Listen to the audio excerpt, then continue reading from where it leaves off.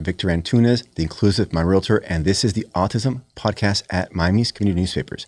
Today, my guest is Dr. Tamara Moody. She is the co-founder and principal at South Florida Autism Charter School, the largest all-autism charter school in South Florida or Miami-Dade County. Welcome to the show, Dr. Tamara. Thank you so much for having me. Good morning. I feel blessed you're here. Now, I've got a quick intro to the show, what it's about. I want to read, if you don't mind. Sure, please. Okay. Today's conversation about the reality that when an autistic child goes missing, the difference in life and death is often measured in minutes. Florida now has a life-saving response system specifically designed for autistic individuals who wander or go missing. It's called Spectrum Alert. It was created with one goal: to quickly locate missing individuals with autism and bring them safely home. Dr. Tamara Moody is the person who created it. Very, very blessed that you did that. Thankful as an autism dad, because as we know, and maybe other parents don't know, is that drowning is the number one cause of accidental death amongst autistic children. Yes, it is. So tell me, what was the impetus for Spectrum Alert? So, as you said earlier, I am the founder of South Florida Autism Charter School. One of the things that makes South Florida Autism Charter School great is that we offer trainings. And one of my Saturday trainings, I had police officers in. I had firefighters, police officers, 911 operator, and we do this training every year. We have a great relationship with the city of Hialeah, Aventura Police, Miramar Police, and some other folks. And they come in my cafeteria, and we do this training on a Saturday morning with parents there. And my goal behind that safety training is to teach our parents how to call for help, to teach our parents how to look for danger, and if there's a fire in the house, what they need to be able to teach their children. So a parent asks about the Amber Alert, and the police officers explained what the Amber Alert was. And this particular parent said, but then what about my child? You know, if he goes missing, the Amber Alert is not going to tell you what you need to know about my child. He's going to run. And she goes, right, Dr. Moody, he's going to run. If you call him, he thinks calling his name is a game. He's going to run thinking that we're playing chase. And she started to cry in the middle of my training in front of all these officers and all these parents. And I said to her, Mama got you. She's a new parent to her school, and she just had a lot of things that was happening to her at the time. So she was like super emotional and want to be heard. And I wanted to reassure her that I was going to do something about that, just like I do for every one of my parents who bring a problem or a situation to light. So that night, I went home and I started to do research. And at that moment, I didn't realize how many families with children with autism have gone missing, have been like drowned, accidentally death. And I saw the stats and I was like, we got to do something about this. And then I started to do more research. Is there something out there that will tell the police officer when our kids get missing how to find them? There was nothing, much to my surprise. And I went back to my office that Monday morning and I told my staff and I was like, I'm going to do something about this. I took that day and I came up with different names. I did a draft, and it so happens that that afternoon I did a tour, and it was a senator, Senator Avila. He was there, and I went into the conference room after the tour, and I said, listen, you know, I have an idea. He was like, okay. And Glenn Pierce, my board chair at the time, he was like, you know, she gets a lot of ideas. You sure you want to hear this idea? And I pitched the idea to him, and he was like, wow, that's a great idea. There's nothing like that out there. And I said, no, there's a silver alert. There's the Amber Alert. There's the Amber Alert, but there's nothing for our kids. And I want to call it the Spectrum Alert. He loved the idea. And after he left, I had his staff called me and they were like, can you send me over the draft? I had a puzzle piece with a emergency sign inside of it. I had this whole sentence to describe what I wanted to be. I had the data to prove that this was needed. And I sent it to them, and they marked it up and they sent it back, and they marked it up and I sent it back. And this was like months that it was in drafting. And I was told that they're going to present it. And he had another partner, another senator that was going to propose this bill. And I was getting really positive feedback. And then I got an email stating that they don't know if it's going to pass, but they'll bring it back because we needed $190,000 because they had to change the system. You mentioned earlier. What Yeah. system were you talking about? So, when you call 911, there's a system that will send out information. Okay. That this child is missing and this is where the child was. So I guess it's like some system that goes to the police officers, but it was older and they needed to revamp it. And they needed to add in things now that would support the Spectrum Alert. Because in my mind, when I proposed it, it was a two-part. It was a training for the officers and the first responder, but it was also to give information like this child is nonverbal. This child will run. This child, will bite. He may be aggressive. He may not give eye contact. He may not respond to his name.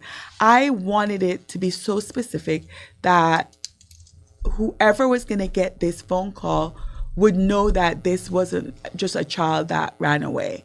It was a child that was nonverbal, and you need to approach them differently.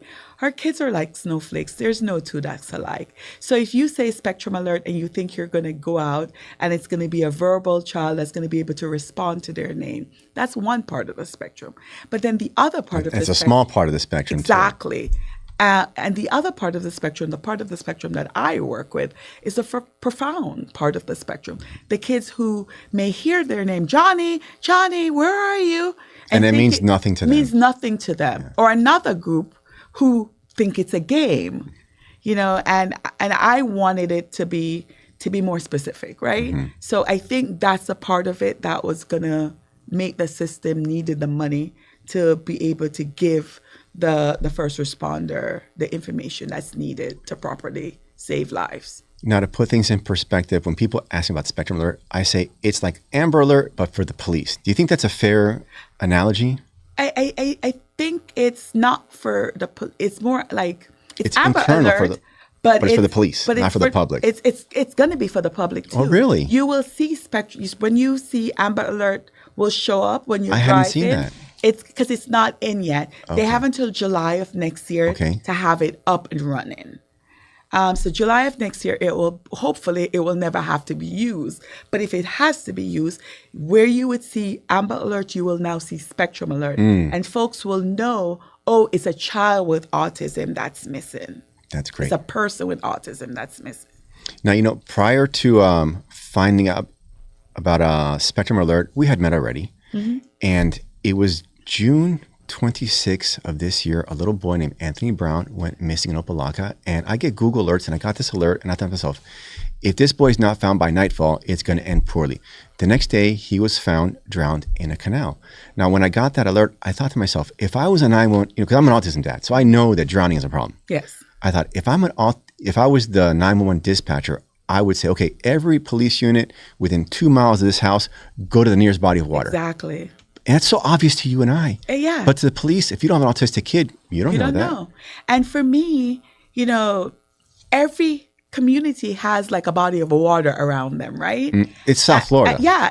Our kids see the water and it's like they want to touch the water and then they panic, right? And for me, it's so important that our kids not only know how to swim. Part of why, we're doing the things that we're doing with SFACS, with our South Florida Autism Center, we want to teach our kids how to swim. So we're building a pool that will be up and running August of next year. And for me, parents need to be able to give that information too. But when you're in a panic, your child is missing, there's certain things you're not thinking about. So for me, the Spectrum Alert is going to answer those questions already for the first responder. And just so you know, just this Monday, another child, a 5-year-old nonverbal, drowned, went missing and drowned in Port St. Lucie, Florida. And for me, this needs to stop. Yeah. And by the way, Anthony Brown, he was found within 1 mile of his home. Yeah. So if you put a 2-mile radius, that's actually a lot. Yeah. Go to the nearest body of water. Because if you say, well, the whole county, that's a lot. Yeah. But go to the nearest body of water than 2 miles of the home or wherever they were last seen. That's easy to do. Yeah. Now, you mentioned that the police will have information about the child. Do you have to register before? So that part of it is where everybody's working on trying to figure out how it's going to be rolled out. So while I came up with the information, I'm not a big part of the training part of it. I'm hoping that I'll be pulled in because I have so much more information that I would love to be able to share. But it's right now in the state, and they're the ones that's really working on it. But I am still lending my voice and still saying that and still making sure that things like that is being a part of it. My idea, when I came up with the idea, is for you to have to register your child, especially if you have an eloper, because you also know that a high percentage of kids with autism elope. If I'm not, it's all of them, okay? At some point, it's right? all of them. Yeah. But you have some that does it more often than some. Right. And I believe that every child, every family who has just like how they have to, they should register with the card center.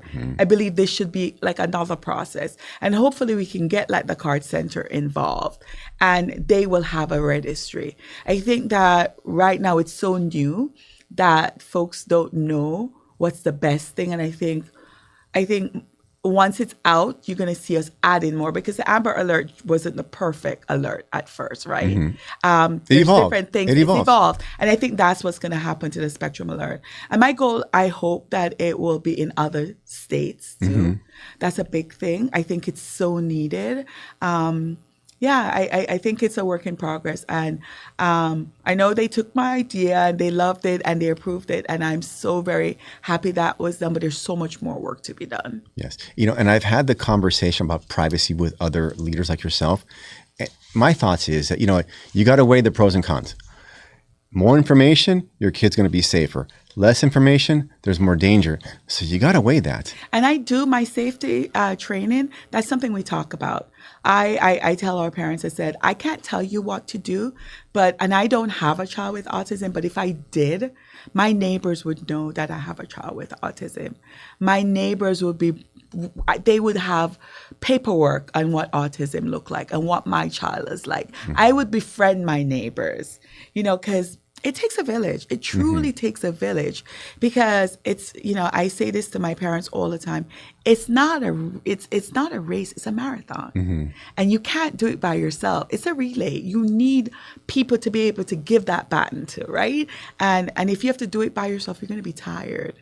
But you want your neighbor to know if they see your child outside by himself, that's not because you let him outside by himself. Pick up that phone and call me. Yeah, and a question about the Spectrum Alert. I had on Alex Argote. He's the president of the Down Syndrome Association of Miami. And eloping is also, it's just a bigger problem with their kids as with ours. Yes. Would the Spectrum Alert also work for those kids? I think so. How would that work then? I named it Spectrum Alert because that's a population that I work with, and that was a population I was thinking about. But I think if it's rolled out the way I envision it, information will be in there about that child. So it may say a child with autism, but then I don't see why it couldn't say a child with Down syndrome. Of course. I mean, in a perfect world, I probably should have been thinking about disability as a whole. But at that moment, I was thinking about what I could do to help my 300 plus families, who have children in our school that has autism. My goal was at first, maybe I reach out to the superintendent of Miami-Dade, or maybe this would have been something that I did in Hialeah because that's where the main campus was. But then when I went to the senator and he thought it was a great idea, that was the best thing is for us to get it statewide. And now maybe other alert, or maybe the name is changed a little bit, or maybe the criteria, the protocols. The protocols will It'll evolve. I'm sure it will. And it needs to. And I'm happy that I was able to be, the voice that started this conversation. Now, in our imperfect world, there are going to be kids who are not registered. Yes. So maybe the protocols. Let's say I call 911. My autistic daughter went missing. No, she's not registered. What would they then do? I have no clue. Really? But that is a conversation that I'm happy we're talking about because that's a conversation that I've been I want to still be a part of. And I've been letting folks know that I'm here. I still want to be a part of this. There's a right and a wrong way to do things. And after this conversation, I think I'm going to pick up the phone and I'm going to be like, Santa Avila, like, listen, I really want this to be done properly. So let me be a part of that table that they're doing this, because that needs to be said. Again, there's no two kids with autism that's alike. So what works for one child is not going to work for the other. So it has to be done properly. Now, you're in Hialeah, so I'm just assuming that they are like really like progressive, because you're there. You're probably there like knocking on the door. Listen, Hialeah has been the best home for us. I am so grateful to the then mayor, you know, who he saw what we were doing, and to our superintendent too, because he created this great, our then superintendent Cavallo, because he created such a great relationship between us and Hialeah as well. And I went to Hialeah high schools, right? So they've been great supporters, and their police officers have never been shy about how much they care about SFACs and how much they want to be supportive to SFACs. And they're always the first group of folks to say yes whenever I come up with, I want you to block the road because I want to do an autism walk, you know, or I need you to come with the 911 operator and let's teach my parents that this is a partnership. They don't need to be afraid if they need help. So, I mean, this whole thing started because my parents were afraid to call 911. You know, really? And why were they afraid? Because they don't know the Baker Act. You know, they're going to take my child. They're going to hurt him. And I've created such a great relationship with the autism community, with the Hialeah police, and they don't look at our Hialeah police as the enemy or the person who's going to be, you know, want to hurt our kids. It's a partnership. And, you know, from just when you call 911, you don't say, oh my God, I'm scared. My child is messing up the house and he's breaking and he's coming. No, you say, my child has autism. He's 6'4". He's 350 pounds. He may seem like, you know, I forgot to give him his medication and that's why he's behaving like this. He likes music. He will go after your weapon. He may seem aggressive, but it's because he's in crisis. You have to give information. And my parents and the police officers, you should see them in my training. They're actually role playing. You're training with the police? Yes. Tell me about this. So I did the first training for the Hialeah police officers in 2009, when we were located at 7400 West 24th Avenue on top of the E-Library and the police station. And that's when I started to create this relationship and talk to them about autism. And if you've met one child with autism, you've met one, because back then when they did the training, it wasn't our kids they did the training with. You know, yes. My students are probably gonna will hit you and not hit you because you're holding them too tight, or you're a stranger, right? Or if their parents have an accident, they may try to open the door. So those are the little things that I've been talking to the city of Hialeah, police officers and firefighters, because honestly, we call 911 at SFACs practically once a week. Because we're talking about Spectrum Alert, but we have a seizure in our school at least once a week. I was there when one happened, and they were there like within minutes. And they know. Yes. And right now I'm doing research with the University of Maryland just because we've seen a rise in how many of our kids are having seizures. And I'm working very closely with the firefighters in the city of Hialeah. I didn't know about the seizures being more prevalent. Do you know? So I believe, and this is what my research is, and I've spoken to Dr. Michael Alexander about this and Dr. Tushman, because they wrote a paper on this. I truly believe that there is a relationship between puberty and seizures, and we're seeing a rise in our students when they're going through puberty and having seizures, which is another podcast altogether. But because I call 911 so often, because I have so many kids in our school that we've had to call, I believe that it's so important that we do these trainings every year. And that's a big part of my walk. The walk that we do at SK. I was there. It was great. We do a safety training because we have police officers, we have firefighters, we have fire rescues there. And we also host about 40 different police cars and fire trucks at our school during April, always around the first part of April, that they're all puzzle pieces. And we do it with Miramar, Aventura, Homestead, Pembroke Pines, the sheriff department. Like, if you can think of a department, they've been at our school. And it's important that we are letting them know that we're here. And it's about relationships. That's great. Now, talking about seizures, the seizure I saw, and this is so parents can put things in perspective. The boy was 17, and it was his first seizure in his life. So parents should know that these seizures, at 17, you think that, 17, never had a seizure, never will. But no, this boy was 17 years old, and he had a seizure.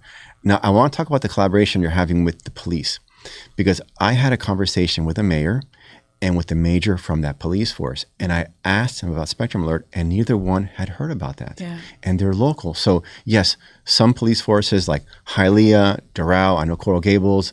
I talked to Rosie Stutz, the sheriff of the sheriff's department. They know about it, but some of the small departments, they don't know about it.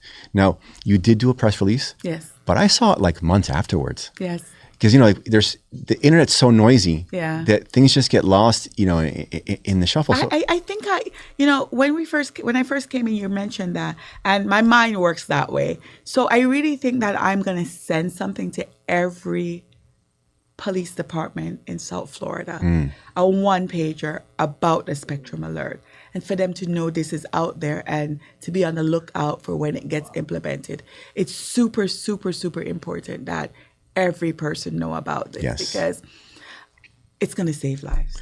I also think now you're talking about that, like, you're collaborating with the Hialeah Police. Yes. I know Mari Palacios in Coral Gables. She's also collaborating with the Coral Gables Police. I think we should see more schools, local schools. Like in Opelika, you've got the South Florida School of Excellence. Yes. And they're right there in Opelika. They should be collaborating the same way you are, but I don't know that they are. And I think, and that's a shame, because it is a shame. It's such a need, and I have created such a great relationship with our parents and our police officers that if they don't feel scared of the police officers anymore, they know Hialeah Police understand our population.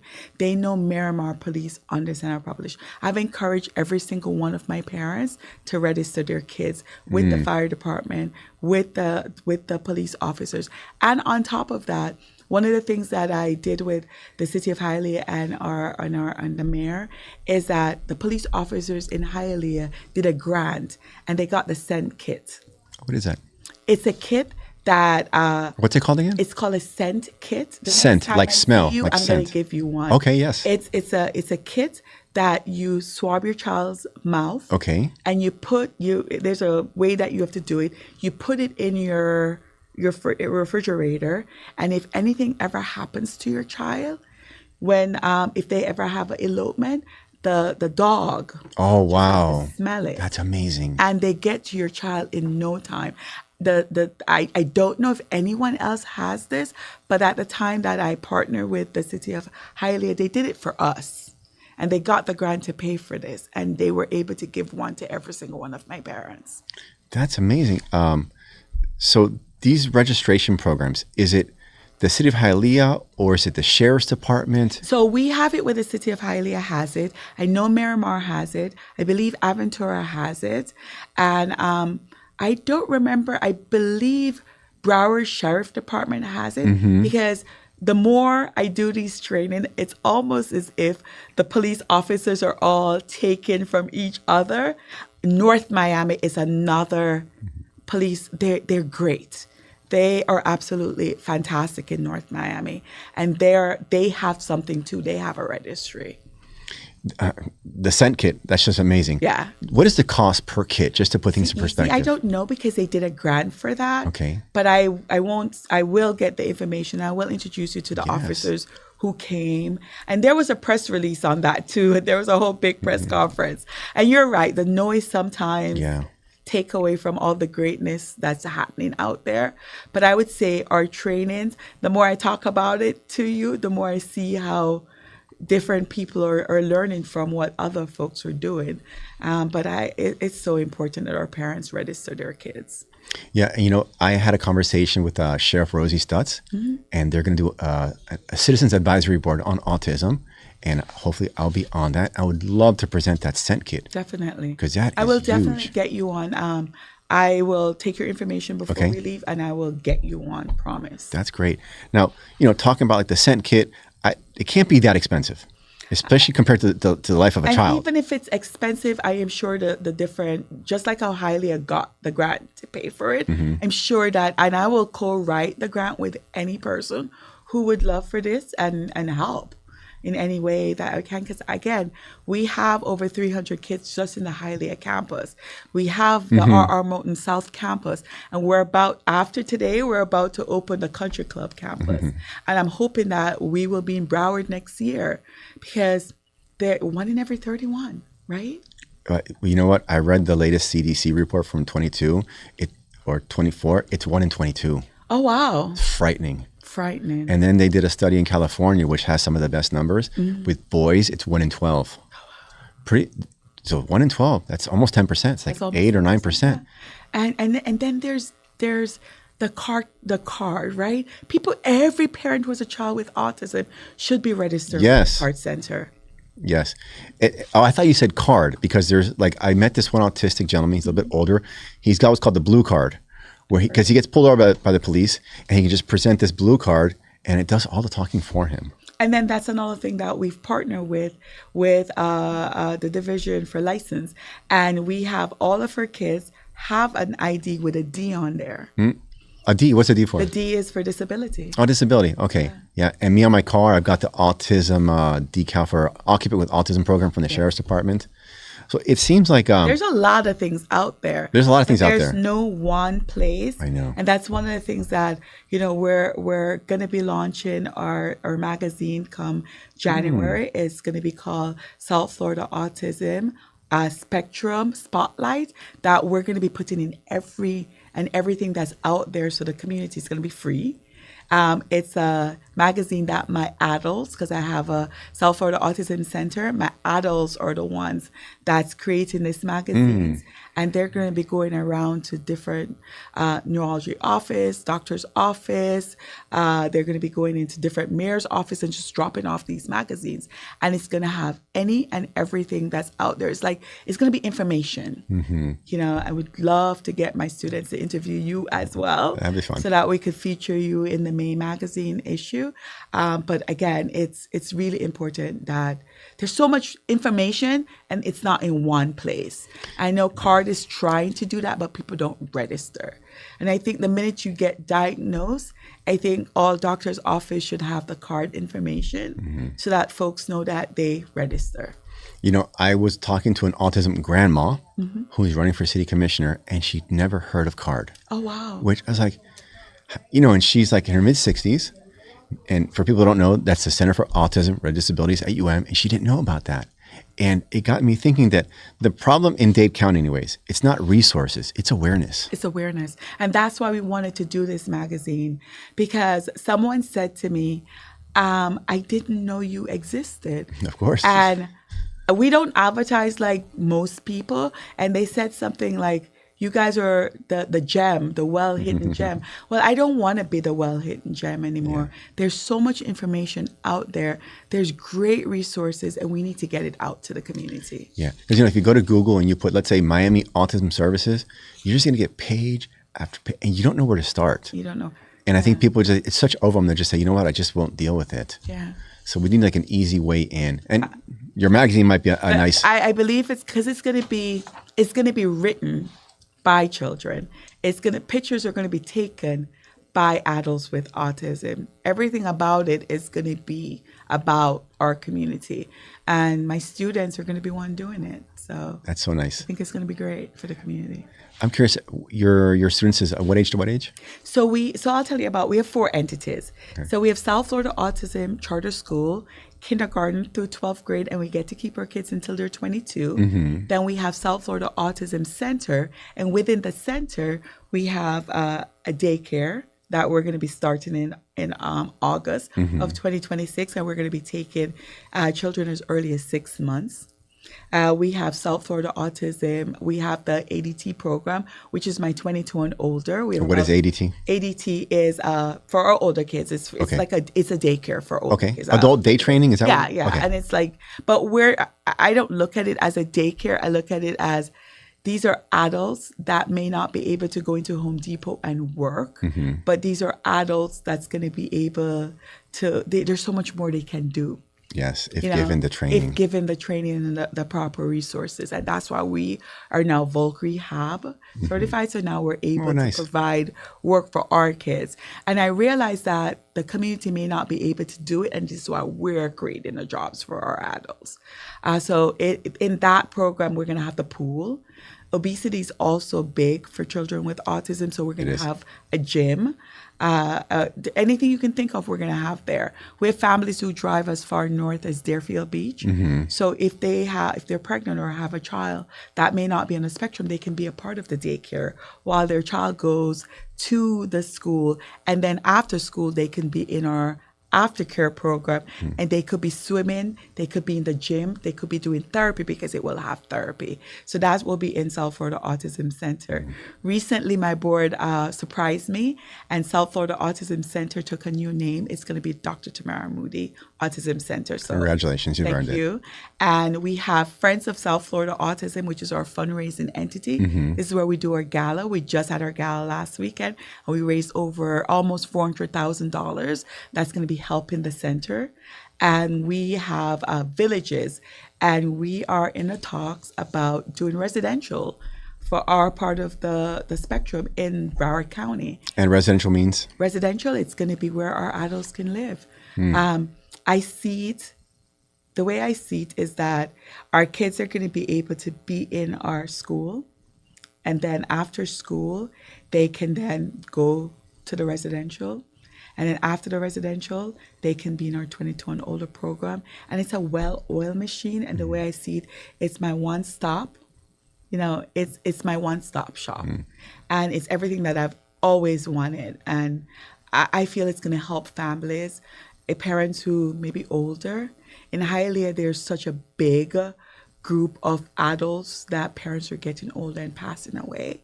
And then what happens to these adults? What happens? For me, I preach to my parents, the first time your child sleep out of the home shouldn't be when you're no longer here. No. So the residential for me, it's to provide respite, and it's one night. Get them to go and spend one night. It's a sleepover. It's fun. And it's with the people. And for me, Florida is so difficult. It's so expensive to live in. Dade County anyways. Dade County, right? So the idea is the school, the center, the villages, and the friends. A teacher could be working in the school and decide that, you know what, I'm tired. And then could go work in the center. And then could say, you know what, I want to go work in the villages and work in the villages. I'm going to be cross-training my staff. We also, in the villages, will be having residential for our staff to be able to get good people to stay with us because they're going to get housing. I don't want to go too far off topic. We're not going to, yes. No, but there's so much to say. Well, I want to ask you about the residential because Dade County is just too expensive. Yeah. Do you think that the solution for adult housing for autistic or disabled kids is in Dade County, or will they have to go further north where it's cheaper? I think with the right people, and I know that Casa Familia is doing an amazing job. But that's limited. That's limited, but that's where we come in. We're going to do it as well. And I think just like we're a model for a lot of other folks for schools, I think Casa Familia as well as our villages is going to be the model for other folks. And that's why it needs to be affordable. we need to show that it's possible. It needs to be best practice. And I can't thank my board enough, because with the Spectrum Alert, with the idea of having a one-stop shop, they've always been supportive. Every one of my board members on my school board is a parent. That's of a awesome. child with That's awesome. autism. Well, I'm curious about Casa Familia and also what you're doing, because I'm in real estate. So I think Casa Familia is just 3 stories. I have not been there, but I've seen the model, and I believe that's what it is. And they're in phase 1 right now. Right. And then it's going to be phase 2, which is more going to be a different part of the spectrum. Well, my question is, can you go high rise with this population, or can it not be high rise?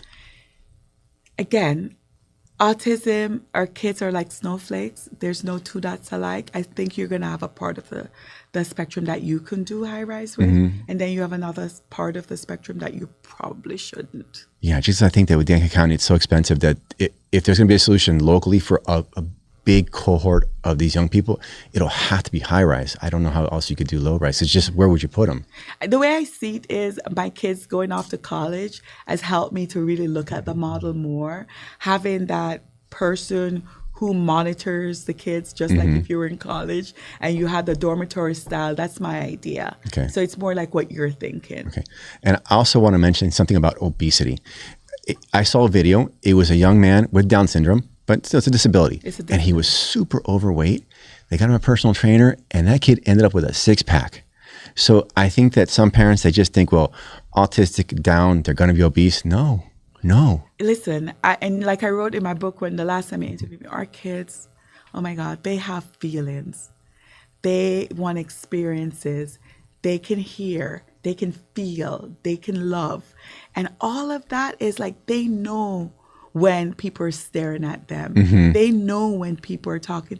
If I had a child with autism, he would smell the best. He would wear the Jordans. He would look the best. He would have the fresh haircut. Because that self-esteem, even if our kids are nonverbal, they know. At some level. They know. And we need to not be a part of the problem. We need to be a part of the solution. And would you want to be walking around with pants that's short, or dirty sneakers, or probably not smelling good? Actually, no, I don't. A shaved beard. You know what I mean? So Yes. I think it's important that we're giving our kids, putting the best foot forward for them. Yeah. So. Okay. Well, I got the 2-minute warning a long time ago. So I got 5 last questions. When I come here, it's like we're going to talk. Like we've talked about so many different topics. Yes. So I have 5 last questions I want to ask you. Okay. First question is, one word or phrase that best describes Spectrum Alert. Saving lives. Saving lives. Yes. Saving lives. And it will. And it will. I believe deep down that it will. And it might not be this version, 1.0, but 2.0. But just the fact that we're starting, it will save lives. Yeah. And it's about time that we're started. South Florida, the number 1 cause of accidental death for autistic, non-autistic is drowning. In my community, every person has a pool. Or look at Anthony Brown. He drowned in a canal within 1 mile of his home. That's not far. And that's pretty common. Yeah. Second question. One misconception about autism safety that must disappear forever. I think one thing that needs to disappear forever is that our kids can't learn about safety. I believe this is why I want to do a pool, right? To teach our kids, may not be an Olympic swimmer, but to save their own life. If you fall in, this is how you thread and you get to the side. And this is how you come out of the pool. Because our kids are always going to be curious. That's how you learn. You learn from curiosity. Our kids can learn. They can learn that I don't run out. Putting a lock on the door is putting a Band-Aid on there. But teaching them, if you want to go outside, this is how you act. You know, even if you're nonverbal, this is how you say it using sign language. This is how you say, I want to go outside. This is how you say, I want to go for a walk. Well, because there's a reason why our kids leave. Yeah. Who knows what it is? Find out what the function of that behavior is. Well, you know, my daughter, she's 8 years old. She's nonverbal. She won't sign with you, but she can swim. Yeah. She can swim. And all of her kids should learn how to swim. That's the first thing I did with my kids when they were born.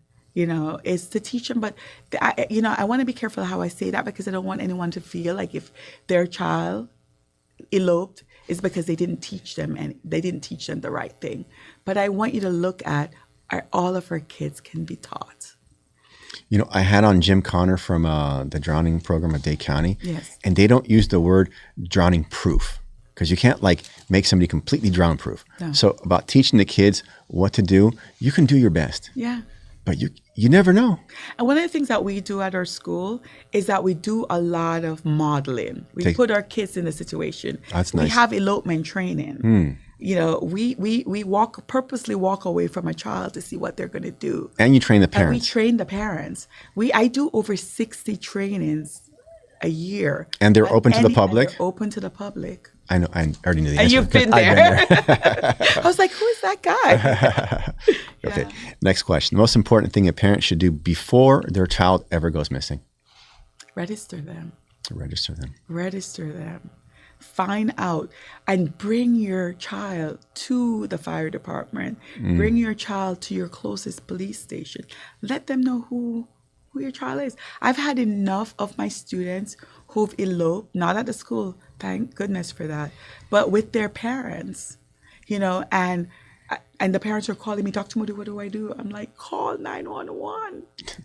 And those scent kits, back to that, I think that's amazing. That's amazing, right? Amazing. Yeah, because those dogs, you ever see them work? Oh, yeah. They're incredible. Yeah. They're incredible. One of the things that I've implemented in our school is that all of our parents take pictures of their kids whenever they're leaving the house, whenever we're going on a field trip, because at that moment, you want to have the picture of what they have on at that moment. Oh, and for the parents listening, you go to your local police station, you can get a decal for your car and for the front door of your home, which is huge. Because I've done police ride-alongs with, you go out in the streets and you realize this is a scary job, because every time you pull over a car, windows are tinted, what have you. You don't know what's in there. And you want to go home to your family too. Of course you do. Of course you do. So, if an officer sees the decal on the car or on the home, they're going to relax, because they already know what to expect. 6'4" boy who's 350 pounds. Maybe I'll call for backup. I had a student a couple of years ago. He's like 6'4" and he was over 300 pounds. And they found him in Hialeah walking. And they didn't know who he belonged to. He had on our shirt. And it so happens that police officer did a training with me. So he knew our shirt.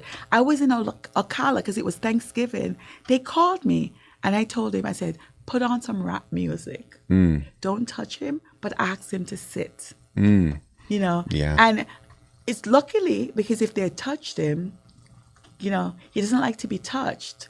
Which is fair enough. And if you're going to touch him, you have to tell him you're going to touch him. Which they don't do that. And they don't do that. And he's a big child. And you can't move him. Not 6'4", 350 pounds. Yeah. And at 6'4", you call him a child, but for a stranger, that's a grown man. Yeah. That's a mountain of a man. Yeah.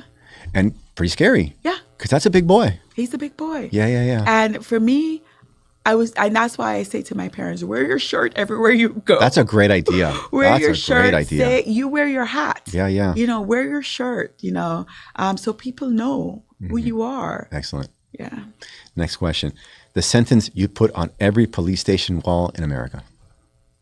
Our kids are like snowflakes. There's no two that's alike. If you've seen one child with autism, you've seen one child or adult with autism. Final question. Finish the sentence. Spectrum Alert will be a success when? When it's in every state. When every first responder police officer is well trained on the spectrum. Again, there's no two that's alike. If you've seen one child with autism, you've seen one child with autism. When the parents are aware that this is out there, and I'm going to do something about this. I am going to do that one pager, and I'm going to send it out to every mayor's office and the police station. Office and every police station. And I am going to work on that the minute I get back to the office. Well, let me ask you a question. If a mayor, a commissioner, or a police chief is watching this, how do they get a hold of you? 305-823-2700 is the office number.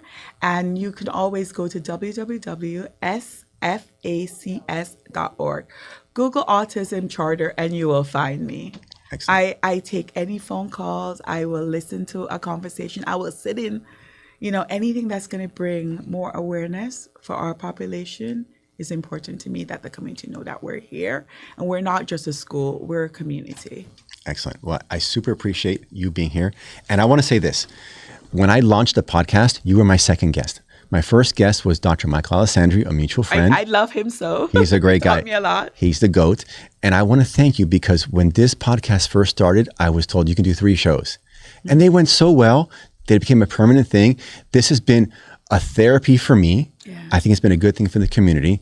And I want to thank you personally because if it wasn't for people like you, believing in me and coming on the show and making it what it is, we might not even be here right now talking about Spectrum Alert. So I thank you so much. Well, thank you also for giving me a voice for the community to know that we're here.